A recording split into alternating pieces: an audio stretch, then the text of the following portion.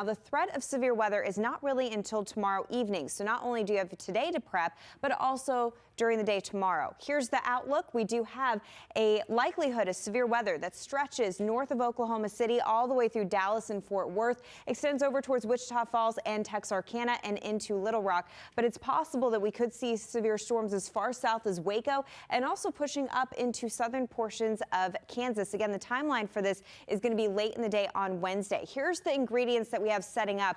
One big thing is that we have wind shear. That's a change of wind speed and also direction as you go up in the atmosphere. So at the surface tomorrow, our winds are coming in from the south. That's providing all that warm Gulf moisture. But as you go up into the atmosphere, our winds are actually coming in from the southwest. So when those winds are crossing, it allows for a little bit of spin to develop, and that can create the threat of severe weather, including tornadoes.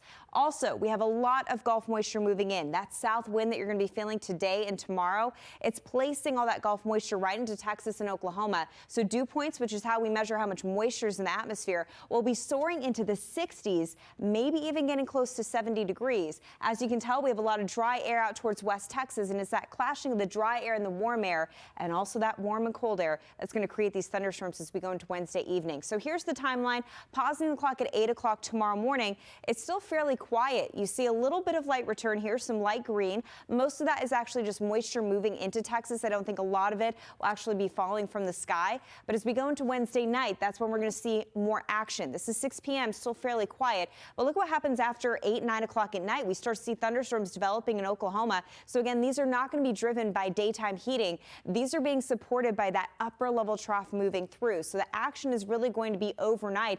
Look at what's happening out to the east of Oklahoma City, just south of Tulsa. This is 6 o'clock in the morning on Thursday before the sun's even up. We have strong to severe thunderstorms moving through eastern Oklahoma and northern portions of Texas. We'll continue to track that line out to the east, so it's going to be a very busy day, even continuing on Thursday. Jason, the north side of this, a lot of cold air, so we're going to see some snow as well. I'm Amy Freeze. Welcome to Fox Weather's YouTube page. We have more great videos on the way, so make sure to subscribe to stay updated on all things weather.